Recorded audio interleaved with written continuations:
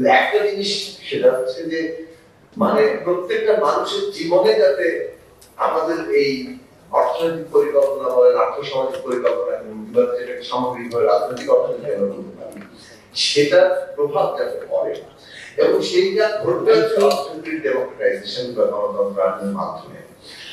অর্থনীতিকে যত গণতান্ত্রিক করা যাবে, যত সকলের অংশগ্রহণ করা যাবে, ততই আসলে সত্যিকার অর্থে প্রত্যেকটি মানুষের জীবনে আমাদের যে অর্থনৈতিক সমৃদ্ধি আমরা চাইছি সেটার প্রভাবটা পড়বে। আদারওয়াইজ এটা ওই মাথা মানে তেলা মাথায় তেল দিলে বাকি সবাই কিন্তু একটা এক্সপ্লয়টেশনের প্রসেসে উঠে যাবে। তো সেই জায়গা থেকে আমাদের মানে ডিরেকশনটা ঠিক হচ্ছে, নিজস্ব ভিত্তি দরকার এবং এই বলা হয় যে ক্রাইসিসকে অপরচুনিটিতে টার্ন করানো, সেটার ক্ষেত্রে বাংলাদেশের নিজস্ব বাস্তবতায় কি কি জায়গা নেওয়া যাবে সেগুলো নিয়ে সিরিয়াসলি চিন্তা করা হচ্ছে।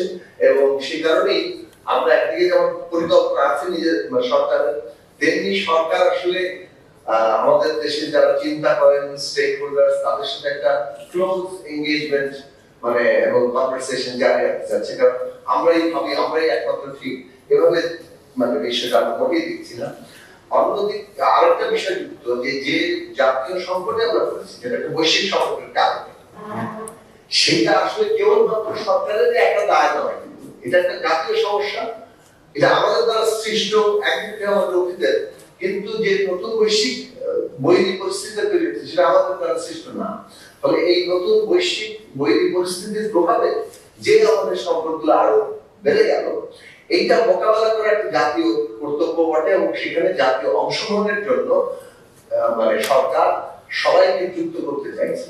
এবং এইটা এই যে পদক্ষেপটা এইটা খুবই গুরুত্বপূর্ণ মানে এই সরকারের নীতিমালায়, যেটা আসলে আমরা অভ্যুত্থান পরবর্তী কালে বেগম খালেদা জিয়া আমাদের প্রধানমন্ত্রী তিনি নিজেই কিন্তু এই ডিরেকশন দিয়েছেন দেশকে এগিয়ে নিয়ে যেতে কিভাবে একটা মানে এই যে কি বলে যে বিভাজন এবং সেনা বিভক্তির রাজনীতি ছিল এবং প্রতিহিংসা রাজনীতি ছিল, সেটাকে পরিহার করে এইখানে আসলে একটা ন্যাশনাল জায়গা তৈরি করা দরকার, জাতীয় জায়গা তৈরি করা দরকার।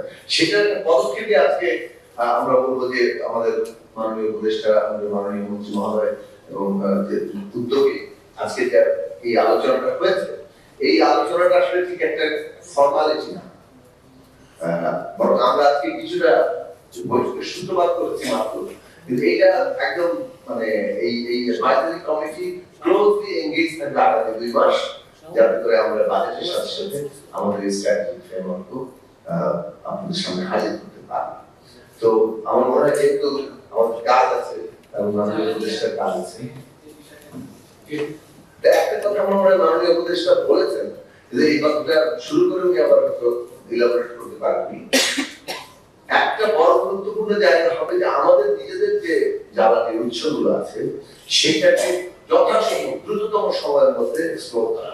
আপনি খেয়াল করলে গত 17 বছরে রিটেল অভাবে নিজেদের যে আমাদের গ্যাসের সম্ভাবনা আছে, যেটা নিয়ে আমরা বারবার যখন আন্দোলন করতাম তখন বলেছিলাম যে নরওয়েজিয়ান হাইড্রোকার্বন ইউনিট এবং আমেরিকান জিওলজিক্যাল সার্ভে তারা যৌথভাবে এবং এককভাবে পেট্রোবাংলার সাথে তারা এখানে তাদের যে সার্ভে ছিল তাদের প্রায় 32 থেকে 38 টিসিএফ গ্যাসের সম্ভাবনা বাংলাদেশে তারা দেখেছিলেন, যেগুলো এক্সপ্লোর করার জন্য ম্যাপিক্সকেও কাজে লাগানো হয়নি এবং তার সক্ষমতাটা তৈরি করেনি। এই গভর্নমেন্ট কিন্তু ইতিমধ্যেই তার প্রায়োরিটি দিয়ে ম্যাপিক্সকে সক্ষম করা এবং তাকে দ্রুততম সময়ে কাজে লাগানো। সেকেন্ড থিং হচ্ছে সোলার এনার্জি মানে নবায়নযোগ্য জ্বালানি, সেটাকে এক্সপেন্সিভ বলে কিংবা ওই টেকনোলজি আমাদের আছে কিনা সেটা নিয়ে আমরা ধাপে ধাপে যাব, কিন্তু এখন একটা নেসেসিটিতে পরিণত হয়েছে।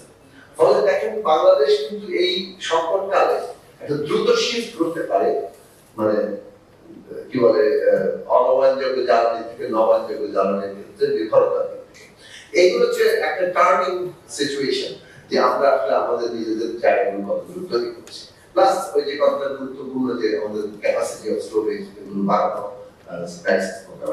যাই হোক আমার মনে হয় যে এরকম অনেকগুলো বিষয় আছে।